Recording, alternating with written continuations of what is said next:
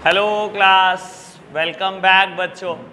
बेटा बात कर रहे थे हम जॉइंट वेंचर और मल्टीनेशनल कंपनी की। जाते जाते मैंने बहुत सारे मुद्दे बेटा टच कर दिए थे। इंट्रो पूरा है रेडी, बेस बिल्कुल रेडी है बेटा, बस मुझे फिनिश करना है थोड़ा सा टॉपिक और केस स्टडी स्टार्ट करनी है आज। बेटा जॉइंट वेंचर वर्सेस एमएनसीज, प्यारे बच्चों सब सामने देख रहे हैं? बस बेटा सब सामने देख रहे हैं, चुप रहो। बेटा हम बात कर रहे थे ज्वाइंट वेंचर और मल्टीनेशनल कंपनी की। बेटा एमएनसी मल्टी नेशनल कंपनी, बेटा हर वो कंपनी एमएनसी है जो एक से ज्यादा नेशन में ऑपरेट करती है। और ज्वाइंट वेंचर क्या होता है बेटा? Partnership between two companies is known as joint venture. जब दो कंपनियां बेटा आपस में मिल जाती हैं फॉर सम कॉमन पर्पसेस, बेटा उसको हम ज्वाइंट वेंचर बोलते हैं। और बेटा इसके हमने 2-3 एग्जाम्पल पे बात की थी। हीरो होंडा ज्वाइंट वेंचर का एग्जाम्पल है बेटा, मारुति सुजुकी एक और एग्जाम्पल है बेटा, और हमने बात की थी टाटा डोकोमो की। बेटा ये तीसरा एग्जाम्पल है ज्वाइंट वेंचर का, और भी हो सकते हैं।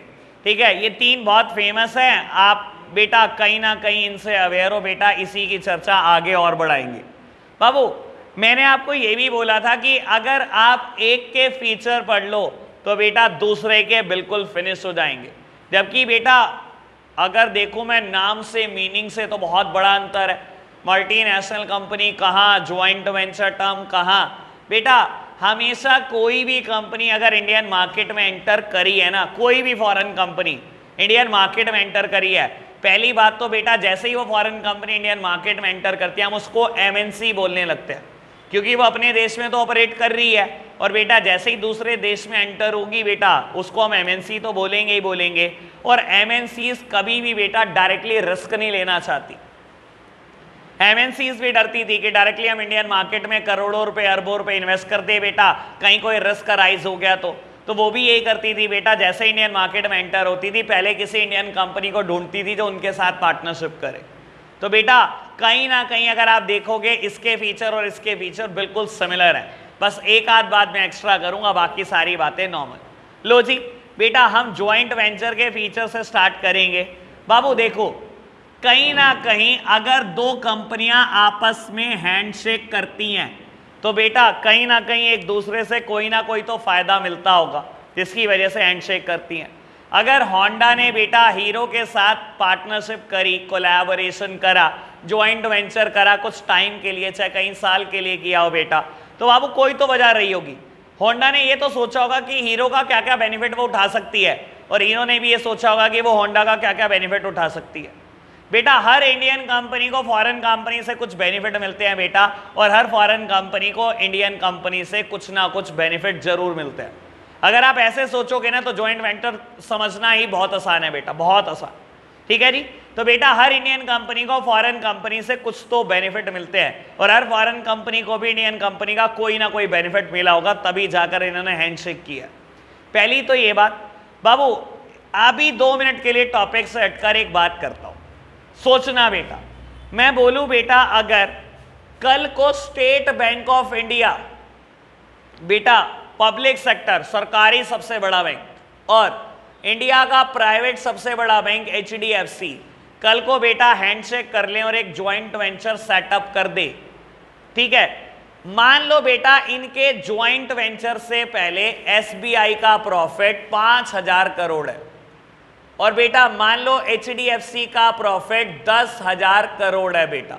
एसबीआई का 5,000 करोड़ है, मान लो एचडीएफसी का 10,000 करोड़ है। अगर ये दोनों हैंडशेक करते हैं बेटा ज्वाइंट वेंचर के बाद प्रॉफिट कितना होगा? 15,000 करोड़। 15,000 करोड़ से कम, 15,000 करोड़ से ज्यादा, या नन ऑफ दीज? आप सोचो 15,000 करोड़ के बराबर प्रॉफिट होगा, कम होगा, ज्यादा होगा, या नन ऑफ दीज? आपको क्या लगता है पार्टनरशिप क्यों करता है इंसान? प्रॉफिट के लिए तो करता ही होगा ना बेटा। क्या कुछ ज्यादा प्रॉफिट होगा क्या? सोचो, होगा कि नहीं होगा? बेटा जब एक सेक्टर की दो कंपनियां आपस में मिलती है ना, मेरा मानना तो यह है बेटा कहीं ना कहीं तो कुछ ज्यादा प्रॉफिट होने वाला है। और इसके बहुत सारे कारण भी मैं बता सकता हूं कि क्यों होने वाला है। मेरा दिल नहीं कह रहा ऐसा कहने को, इंडियंस आर वेरी इमोशनल, सारे डिसीजन दिल से लेते हैं, ठीक है ना। मेरा लेकिन दिल नहीं कह रहा बेटा यहाँ पर कि 15,000 करोड़ से ज्यादा होगा, लॉजिक है मेरे पास। आप सोचो बेटा, मान लो सहारनपुर सिटी में ही आपको कोई ऐसी जगह दिख जाए, लेट्स सपोज की विजय टाकिस, सामने स्टेट बैंक ऑफ इंडिया का एटीएम, और बेटा बिल्कुल सामने रोड पार करके बेटा HDFC का एटीएम। यार एक ही जगह पे दो एटीएम, अब तो कंपनी एक हो चुकी है, दोनों मिल चुके हो, आप क्या करोगे? सबसे पहले तो बेटा ऐसी बहुत सारी जगह इंडिया में दिखाई देंगी, बेटा आप क्या करोगे? सबसे पहले तो ऐसे एटीएम को ही अनइंस्टॉल करा दोगे। कितनी कॉस्ट बचने लगेगी? जब आप दोनों एक हो गए हो, अब क्या करोगे? अलग अलग एटीएम रखकर कितनी सारी कॉस्ट बचने लगेगी। This always resulted into profit. अगर इतने सारे एटीएम को अनइंस्टॉल कराओगे, पहले तो पैसा इसी का बच गया बेटा, पहले तो प्रॉफिट यही हो गया। दूसरी बात, दोनों बैंक का बेटा पेइंग स्लिप का फॉर्मेट अलग, दोनों बैंक का बेटा क्रेडिट कार्ड डेबिट कार्ड के फॉर्मेट अलग, दोनों के विड्रॉल के बेटा फॉर्मेट अलग, दोनों के बेटा डिमांड ड्राफ्ट के फॉर्मेट अलग। अगर ये सब इकट्ठा करने लगोगे, वहां कॉस्ट बचा जाओगे बेटा। तो बेटा जब दो एक सेक्टर की कंपनियां मिलती है, वैसे ही बेटा कहीं ना कहीं प्रॉफिट बढ़ जाते हैं बेटा, आपके दोनों को ही फायदा होने लगता है, ठीक है ना। तो बेटा ज्वाइंट वेंचर एक और एक 2 नहीं है, एक और एक 11 है। कभी भी 15,000 करोड़ का प्रॉफिट नहीं होगा, हमेशा उससे ज्यादा होगा बेटा आपको। इसी वजह से कंपनियां ज्वाइंट वेंचर में आती हैं बेटा। चलो जी बेटा, अब ये बताना शुरू करेंगे हम, क्या बेटा होंडा को बेनिफिट मिला होगा हीरो का, क्या हीरो को बेनिफिट मिला होगा होंडा का। पहले ये सोचते हैं बेटा, इंडियन कंपनी ने क्यों हैंडशेक किया, फॉरेन कंपनी का क्या फायदा है? आप सोचो, मेरे को नोट्स नहीं चाहिए, कोई बुक मत देखना बेटा, वरना ये सोचने की कैपेबिलिटी खत्म हो जाएगी। क्या फायदा होता होगा फॉरेन कंपनी का? चलो अच्छा, ये नहीं सोच पा रहे, ये बता दो फॉरेन कंपनी को क्या फायदा होता है इंडियन कंपनी का? बेटा फॉरेन कंपनीज के पास टेक्नोलॉजी अच्छी है, इसने बात बोली, ठीक बोली क्या बेटा? इंडियन कंपनी को, हीरो को क्या फायदा मिला होगा होंडा का? बेटा उनकी टेक्नोलॉजी का। पक्का मैं एक्सप्लेन करूंगा, अभी तो मैं सिर्फ हेडिंग लिख रहा हूं, ठीक है जी। और हैं जी, किसकी? इसका फायदा इंडियन कंपनी को मिला होगा। भाई इंडियंस तो भागते हैं मल्टीनेशनल कंपनी से, इसके तो नुकसान हो जाएगा। लेबर अच्छी मिल जाती है, फॉरेन कंपनी को फायदा बेटा अच्छी नहीं, ठीक है ना, बस ये बोलते हैं कि हाँ सस्ती मिल जाती है, चीप लेबर,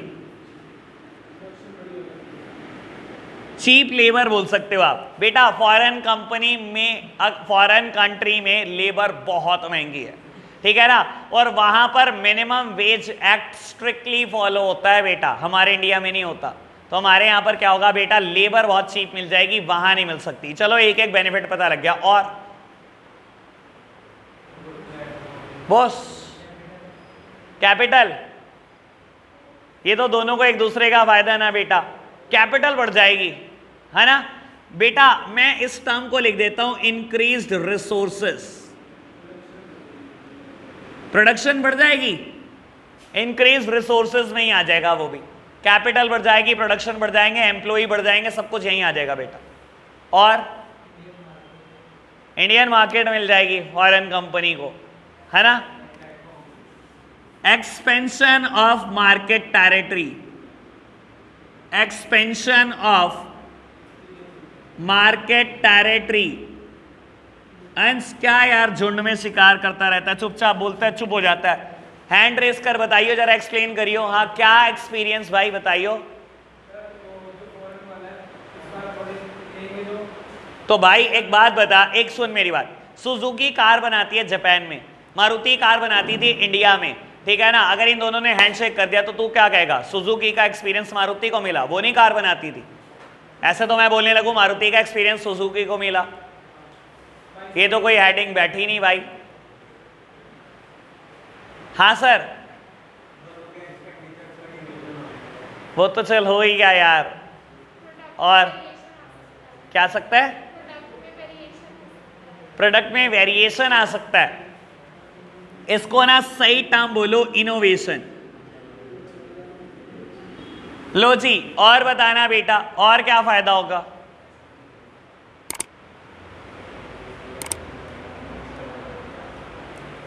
चलो गए, इतना भी बता दिया बहुत है। चलो जी, अब मेरी तरफ देखना, मैं एक एक करके चीजों को एक्सप्लेन कर दूंगा। बेटा चीप लेबर का नाम मैं यहां से हटाकर ये कर देता हूं low cost of production, NCERT की हेडिंग दे देता हूं इसको। लो प्यारे बच्चों समझना जरा, बेटा ये 3 फायदे हैं जो फॉरेन कंपनी को इंडियन कंपनी से मिले। ये 3 फायदे ऐसे हैं बेटा जो एक इंडियन कंपनी को फॉरेन कंपनी से मिले। पहले इनकी चर्चा करते हैं। बेटा सबसे पहली हेडिंग है लो कॉस्ट ऑफ प्रोडक्शन। बाबू अगर होंडा इंडिया आकर हीरो के साथ हैंडशेक करता है और इंडिया में प्रोडक्शन यूनिट सेटअप करता है, सबसे पहला फायदा क्या मिला बेटा? Low cost of production.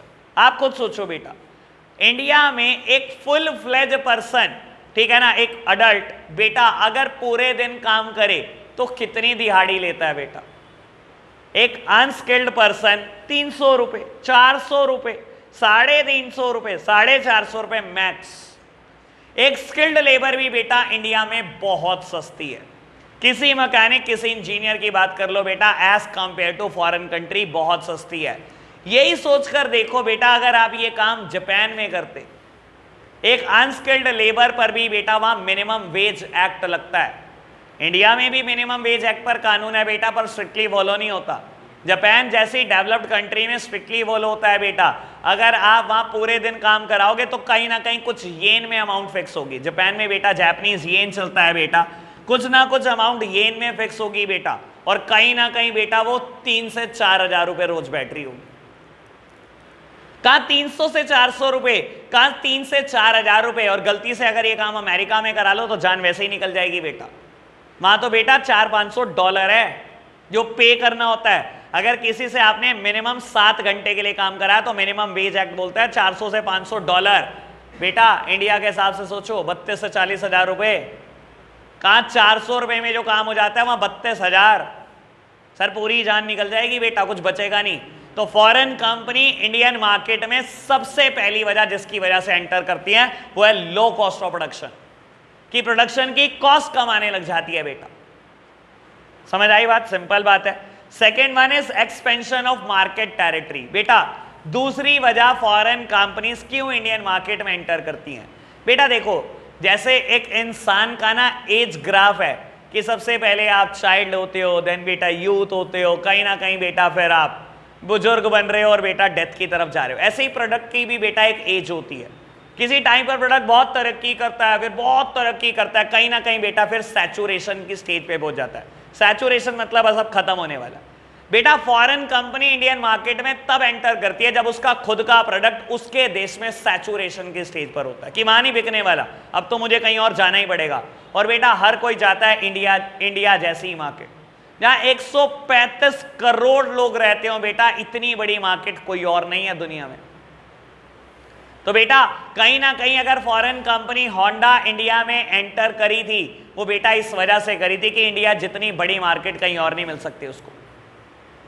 समझ आई बात बेटा? दूसरा फायदा जो इंडियन कंपनी फॉरेन कंपनी को देती है, एक्सपेंशन ऑफ मार्केट टेरिटरी। आपके देश में पॉपुलेशन ही कितनी है सर? इंडिया का तो हिसाब किताब पता ही है ना आपको पॉपुलेशन का, ठीक है ना। हमारे यहां पर पता है एनुअली क्या पॉपुलेशन ग्रोथ रेट है? 2%, 2.1% है वैसे एग्जैक्टली तो 2% समझ लो। 135 करोड़ लोग और हर साल 2% पॉपुलेशन बढ़ जाती है, यानी कि 2,70,00,000। इंडिया एक साल में एक ऑस्ट्रेलिया पैदा कर देता है, अपार्ट फ्रॉम जोक एक कनाडा पैदा कर देते हैं हम।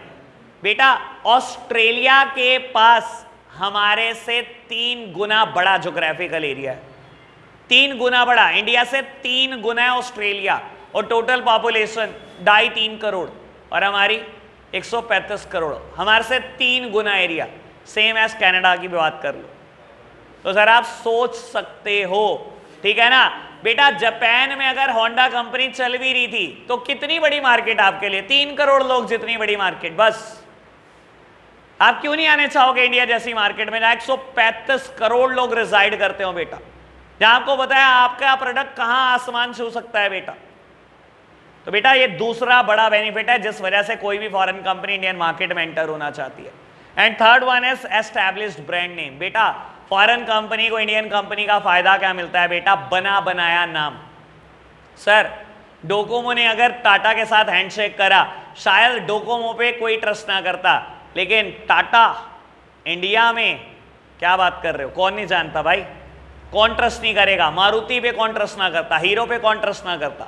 तो बेटा फॉरेन कंपनी को इंडियन मार्केट में आने का फायदा क्या मिलता है इंडियन कंपनी का? कि बना बनाया नाम दे देती है वो आपको। और करना क्या होता है बेटा? देखो आप खुद सोचो, बनी बनाई मार्केट, बना बनाया नाम दिया बेटा इंडियन कंपनी ने आपको। जितने आउटलेट खोले हुए थे, जितने भी ऑथोराइज डिस्ट्रीब्यूटर आपके थे मारुति के, जितने भी ऑथोराइज सर्विस सेंटर थे, एक दिन बोर्ड लगा हुआ था मारुति का, अगले रात क्या हुआ बेटा? बोर्ड हटा, सुबह बोर्ड आ गया बेटा मारुति सुजुकी।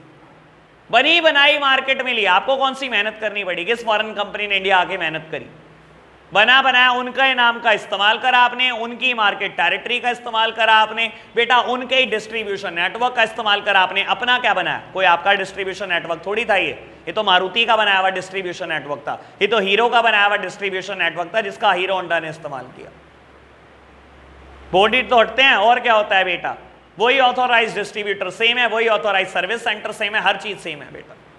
तो ये 3 फायदे हैं बेटा जो फॉरेन कंपनी इंडियन कंपनी का उठाती है। और बेटा ऐसे ही 3 फायदे इंडियन कंपनी ने भी फॉरेन कंपनी के उठाए हैं। बेटा सबसे पहली बात करूं इनोवेशन और टेक्नोलॉजी की, बेटा India is very very poor in technology, ठीक है ना। और पुअर के ऊपर एक कहानी याद आती है मेरे को, मैं हमेशा बता देता हूं कि इंडिया टेक्नोलॉजी में कहां स्टैंड करता है। बेटा लगभग पूरी दुनिया में 200 से ज़्यादा कंट्री हो चुकी हैं, ठीक है ना। अगर मैं बात करूं टेक्नोलॉजी में, इंडिया की रैंक 100 के बाद आती है, 100 के बाद। तो सर आप समझ सकते हो हम टेक्नोलॉजी में कहाँ हैं। जब दिल्ली मेट्रो बेटा, दिल्ली मेट्रो का कंस्ट्रक्शन चल रही थी, तो बहुत सारे बेटा मेट्रो स्टेशन टनल में है। आप देखते हो मेट्रो स्टेशन काफ़ी टनल में है बेटा, सुरंगों में है बेटा। तो बेटा जब टनल खोदनी थी, इंडिया के पास क्या टेक्नोलॉजी थी बेटा? हमारे पास बस ऐसी मशीनरी थी बेटा जो 30 डेज लगाकर 1 किलोमीटर तक टनल खोद सकती थी।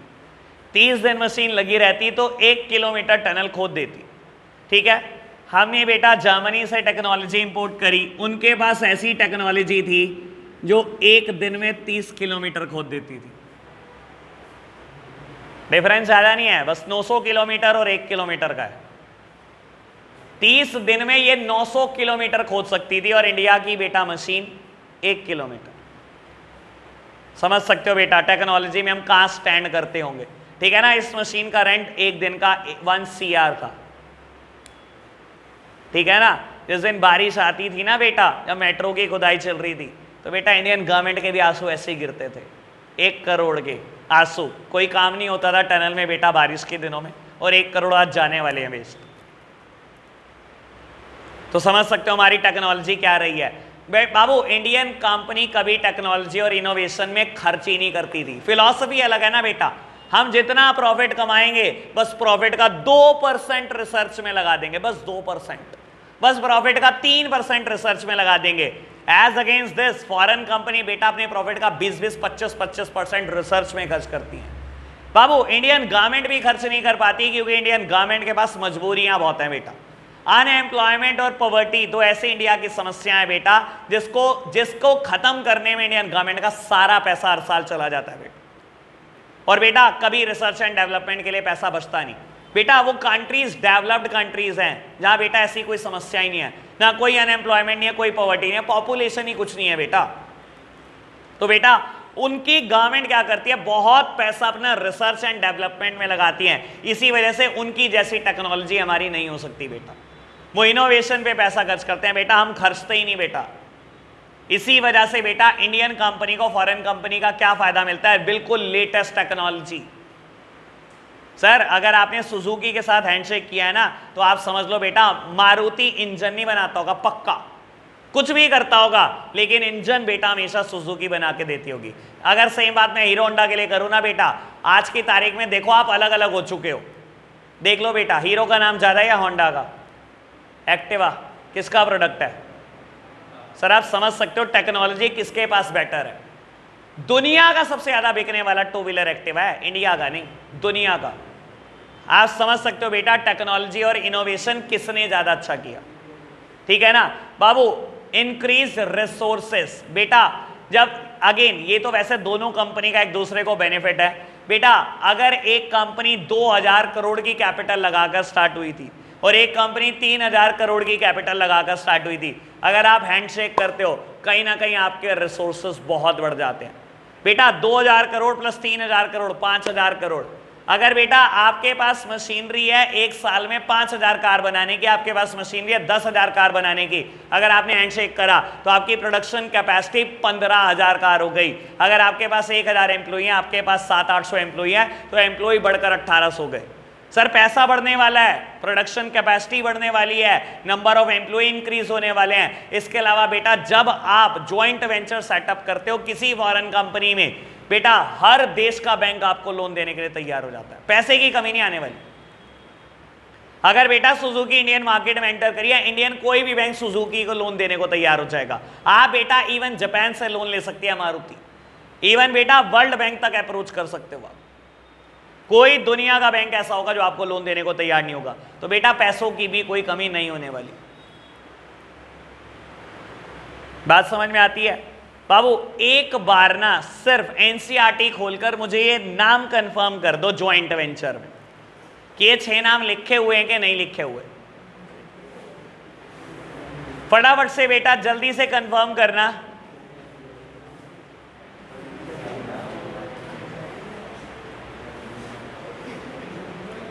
बेटा कंफर्म करना जरा जल्दी से। 6 नाम लिखे हुए हैं ये। और एक काम कर देते हैं बेटा, ज्वाइंट वेंचर में ये 6 हेडिंग एज इट इज लिखी हैं। एमएनसीज मैं पढ़ता हूं बेटा। एमएनसी बाबू, एमएनसी का नाम सुन लो बेटा, सामने देखना।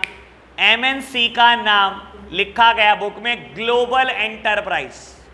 अनोखी बात नहीं है बेटा, ग्लोबल एंटरप्राइज नाम देख लो बेटा क्या ग्लोबल, जो बेटा कहीं ना कहीं पूरे ग्लोब पर जाना चाह रही।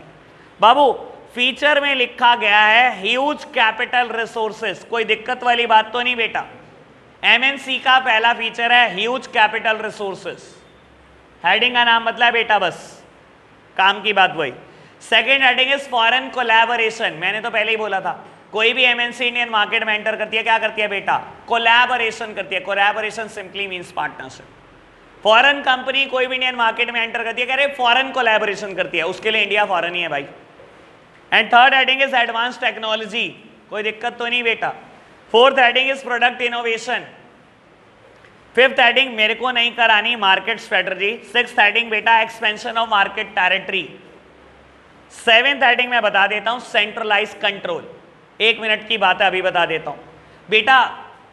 एमएनसी का एक फीचर लिखा है सेंट्रलाइज कंट्रोल। मैं बोलता हूं कोई एमएनसी इंडियन मार्केट में एंटर हुई है बेटा, कहता है आपके ऊपर कंट्रोल सेंट्रलाइज्ड है, आपके ऊपर हमेशा कंट्रोल आपके खुद की होम कंट्री से चल रहा होता है, आपके हेडक्वार्टर से चल रहा होता है। समझाने के लिए एक एग्जांपल देता हूं, बड़ी क्लैरिटी के साथ आपको समझ आएगा। सहारनपुर में बेटा जब नया नया डोमिनोज स्टार्ट हुआ ना, सुनना बेटा एग्जांपल सुनना, आपको समझ में आ जाएगा सेंट्रलाइज कंट्रोल क्या होता है। नया नया डोमिनोज स्टार्ट हुआ ना, तो जितने भी सेल्स पर्सन डोमिनोज के होते थे बेटा, दिन के टाइम सुबह 8 बजे ही शुरू हो जाते थे बेटा, अलग अलग बेटा गली मोहल्लों में घूमते थे और कूपन बांटते थे। याद हो शायद आपको, देखा हो आपने, ठीक है ना। और नॉर्मली बेटा मेन कूपन क्या होता था उनका? बाय 1 गेट 1 फ्री, ये मेन कूपन होता था उनका, ठीक है जी। और बहुत सारे कूपन बांटते थे बेटा, कभी गार्लिक ब्रेड फ्री, कभी क्या फ्री, ठीक है ना, ऐसे कूपन बांटा करते थे। एक टाइम की बात है बेटा, मुझे याद है डोमिनोज में शायद उसको एस्टेब्लिश्ड हुए हुए बेटा 1-2 साल ही हुए होंगे। तो मेरे पास एक कूपन था, तो मैंने टेलर को ऑर्डर दिया बेटा, जो भी रिसेप्शन पे था उसको ऑर्डर दिया, एक पर्सन था, और साथ में मैंने कूपन दिया कि ये कूपन कोड अटैच कर देना। उन्होंने मुझे बिल दिया, मैंने बिल देखा, रैंडमली मुझे बिल ज़्यादा लगा, जितने मेरी एक्सपेक्टेशन थी उतना नहीं था, ज़्यादा था। मैंने देखा पूरा बिल, मैंने पढ़ा, मैंने देखा अच्छा ये कूपन अटैच करना ही बंदा भूल गया। तो मैंने उसको वापस करा बिल, मैंने कहा सर आप कूपन अटैच करना भूल गए, कूपन अटैच करके दे दो। कहता है हाँ अब तो कूपन अटैच ही नहीं हो सकता। मैंने कहा क्यों, क्या हुआ? कहता है सर हमारे ऊपर ना सेंट्रलाइज कंट्रोल है। मैंने कहा मतलब? कहता है एक बार जैसे ही मैंने ये बिल बनाया, जैसे ही एंटर प्रेस किया ना, ये सेल ऑटोमेटिकली पोस्टेड हो गई यूएसए में। कहते हैं और बिल में हमें अमेंडमेंट करने का राइट नहीं होता। अब इतने ही पैसे हमें, जितने आज के सेल के इकट्ठे होंगे, इतने ही पैसे कल सुबह हमारे को कंपनी के अकाउंट में जमा कराने होते हैं। शायद समझ आ गया होगा सेंट्रलाइज कंट्रोल का क्या मतलब होता है। कोई भी एमएनसी जो इंडियन मार्केट में ऑपरेट कर रही है हमेशा कंट्रोल होती है बेटा अपने हेडक्वार्टर से, हमेशा उसके ऊपर सेंट्रलाइज कंट्रोल है बेटा। सेंट्रलाइज कंट्रोल का एक दिन मैंने मतलब बताया था, decision making power in one hand only और decision making power in the few hands only. Decision making power बेटा इंडिया में तो होती नहीं उनकी सारी पॉलिसी कहां से रेगुलेट होती है बेटा, फॉरेन कंट्री से होती है। और आपको चलो एक और बात बताता हूं डोमिनोज से रिलेटेड। इनिशियली बेटा जब डोमिनोज आया था ना, sauces free of cost available होती थी, पता है आपको, sauces free of cost available होती थी। फिर उन्हें पता लगा बेटा यूपी में तो लोग बहुत भूखे हैं, सॉसेस भी जेब में डाल के चले जाते हैं बेटा।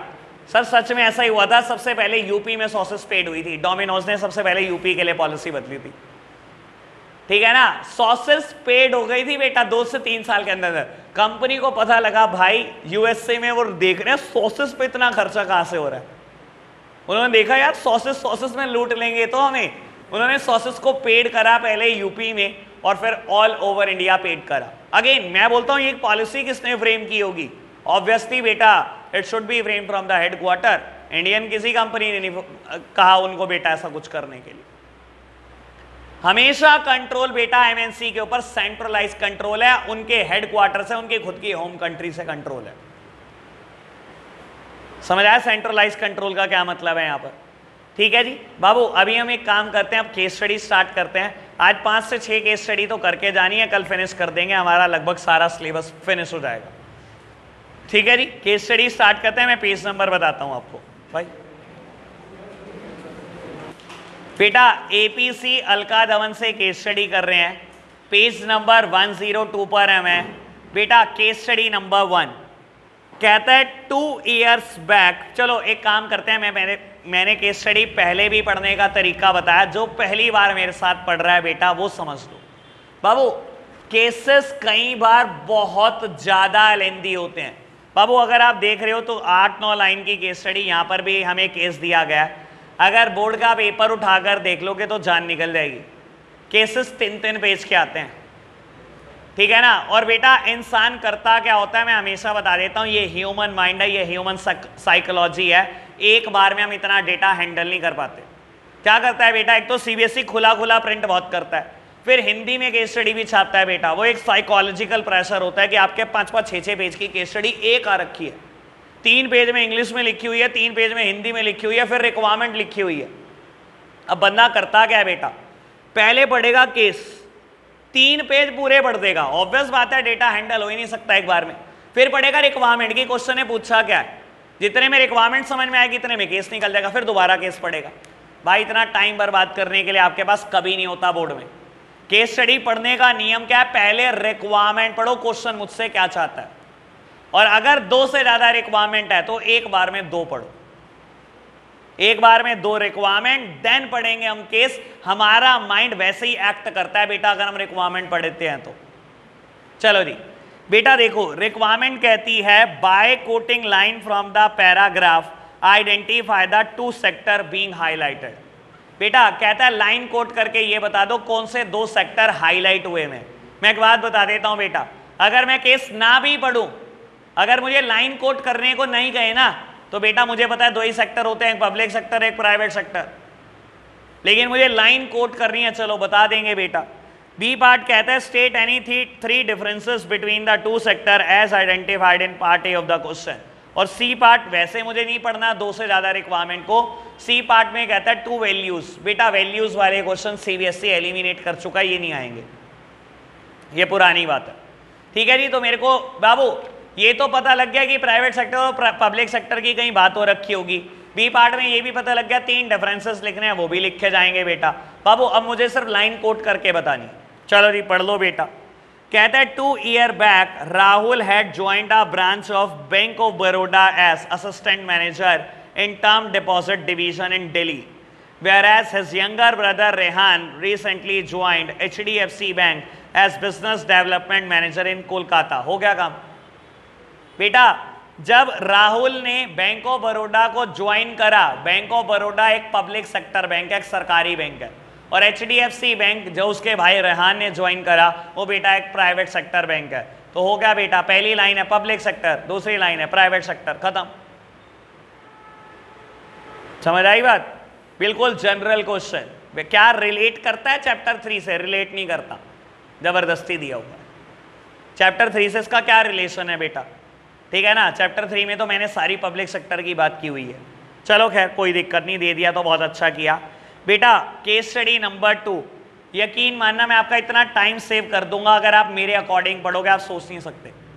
देखना बेटा, क्वेश्चन नंबर 2 में पहले requirement, Indian railway is classified as which type of public sector enterprise and why. बेटा इंडियन रेलवे कौन सा टाइप है पब्लिक सेक्टर का? अब एक बात बताओ, नॉर्मली बच्चा क्या करता है? पहले केस पढ़ता है। मुझे इस क्वेश्चन के लिए केस पढ़ना कहाँ है?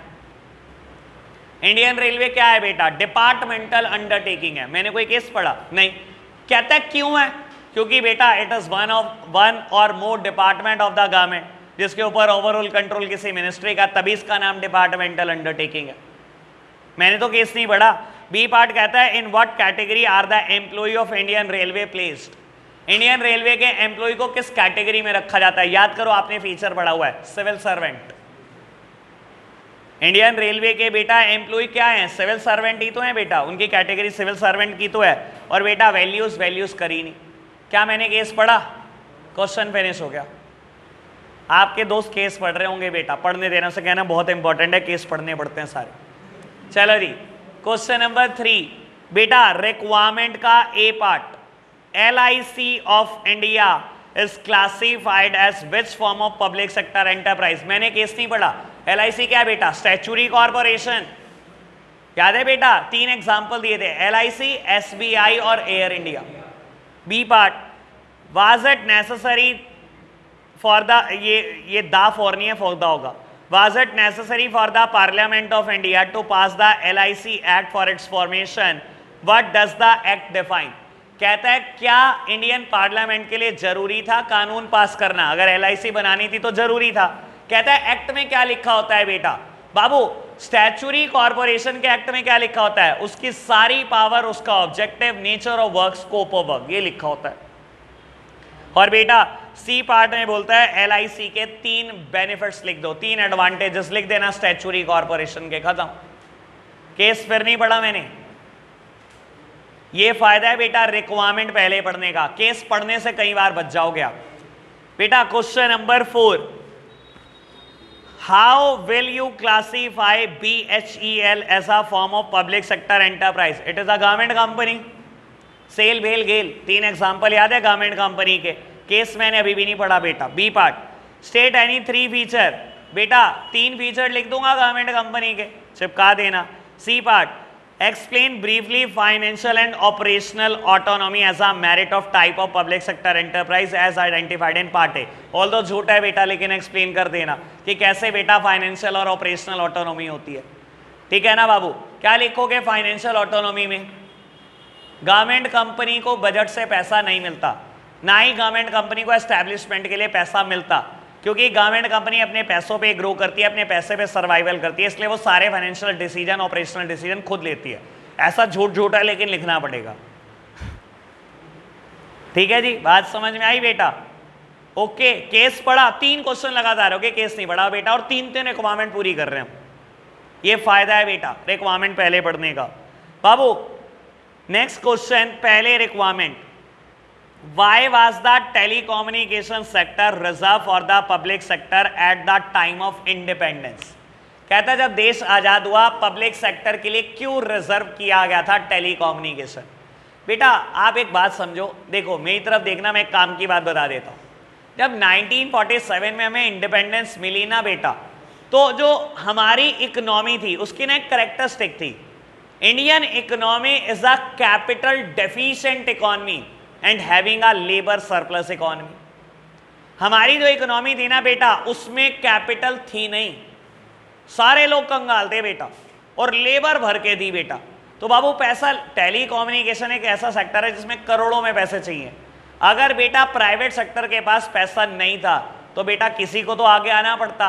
तो बेटा इसी वजह से गवर्नमेंट ने टेलीकम्युनिकेशन को अपने लिए रिजर्व कर लिया था at the time of independence, क्योंकि बेटा it will require huge financial outlay, और इतना पैसा प्राइवेट सेक्टर के पास नहीं था।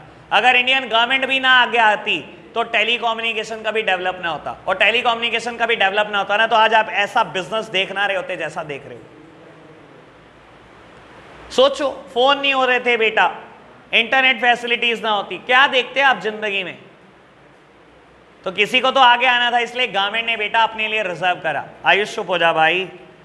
B part, why was telecommunication sector privatised later on?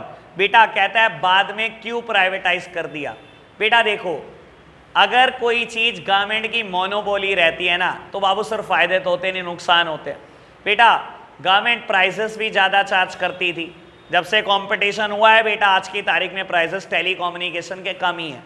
बेटा 555 वाला रिचार्ज महंगा है क्या? आपको बता देता हूं, पूरी दुनिया में सबसे सस्ता डेटा इंडिया में है। ये मत कहना महंगा है बेटा। और क्यों है बेटा? क्योंकि कंपटीशन बड़ा क्लोज है। वो भारती एयरटेल, वो बेटा वी और बेटा जियो, ये सब लड़ते रहते हैं, फायदा हमेशा कंज्यूमर को मिलता है। तो बेटा अगर बाद में गवर्नमेंट ने प्राइवेटाइज किया ना, उसका भी फायदा हमें ही मिला। और क्यों प्राइवेटाइज करा? देखो बेटा, अगर कोई चीज गवर्नमेंट मोनोपोली में होती है तो बेटा उसके नुकसान बहुत ज्यादा है। ना तो गवर्नमेंट कुछ मॉडर्नाइजेशन कर रही थी, ना कुछ अपडेशन कर रही थी बेटा, और कंप्लेन हैंडलिंग में, नया टेलीफोन कनेक्शन लगाने में बेटा सालों का टाइम लगा देते थे। तो इस वजह से गवर्नमेंट ने प्राइवेटाइज कर दिया, ताकि बेटा प्राइवेट अच्छे प्लेयर मार्केट में आए, कंज्यूमर को फायदा मिले उस चीज का। देखो बेटा, अगर प्राइवेट सेक्टर आया है, बता देता हूं 2001 के बाद आया प्राइवेट सेक्टर टेलीकम्युनिकेशन में। 20 साल में 1G से 2G, 3G, 4G, 5G पे आने वाले हैं। ये प्राइवेट सेक्टर का कमाल है। और बेटा गवर्नमेंट के पास 40 साल रहा है, 1G का 1G रहा है। मॉडर्नाइजेशन ही होता बेटा। अगर कोई चीज गवर्नमेंट की मोनोपोली होती है, कहां कोई एंटरटेन करता है कि कुछ नया ऐप ही ले लूं बेटा, कुछ नया मॉडर्नाइज ही कर दूं, कुछ अपडेट ही कर दूं, कुछ नहीं करता कोई। C part, do you think the consumer have been benefited through privatization of telecommunication sector? हाँ यार, कंज्यूमर तो बहुत बेनिफिटेड हुआ है। सबसे पहले तो बेटा in terms of lower cost, सबसे पहला बेनिफिट कंज्यूमर को जो मिला। दूसरा बेटा कहीं ना कहीं स्पीड टेलीकम्युनिकेशन की बहुत बेटर हो गई है।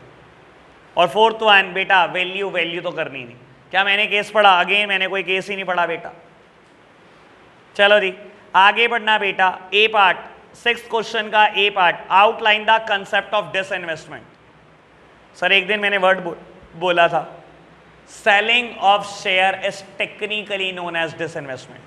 जब भी गवर्नमेंट बेटा क्या करती है, पब्लिक सेक्टर के इक्विटी शेयर बेचती है प्राइवेट सेक्टर को, उसे हम टेक्निकली डिसइन्वेस्टमेंट बोलते हैं।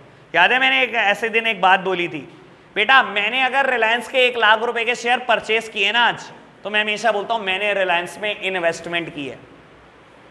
और बेटा अगर मैं शेयर बेच दूं अगले दिन, तो बेटा सिंपल लैंग्वेज में सेल ऑफ शेयर, लेकिन technically it is known as disinvestment. तो बेटा आपसे पूरा डिसइन्वेस्टमेंट क्या लिखा जाएगा, केस तो नहीं पढ़ा, जरूरत भी नहीं है। B part, explain briefly any 3 objective of privatisation. Privatisation के क्या ऑब्जेक्टिव थे बेटा? पढ़ा हुआ है, नोट्स में लिखा हुआ है हमने। खत्म हो गए 6 केस। मेरे को तो लग रहा है मैंने पिछले 5 केस में से कुछ केस ही नहीं पढ़ा कोई, सिर्फ रिक्वायरमेंट में हो गए बेटा। ठीक है ना बेटा? चलो आज के लिए इतना ही रखते हैं बेटा, बाय बाय।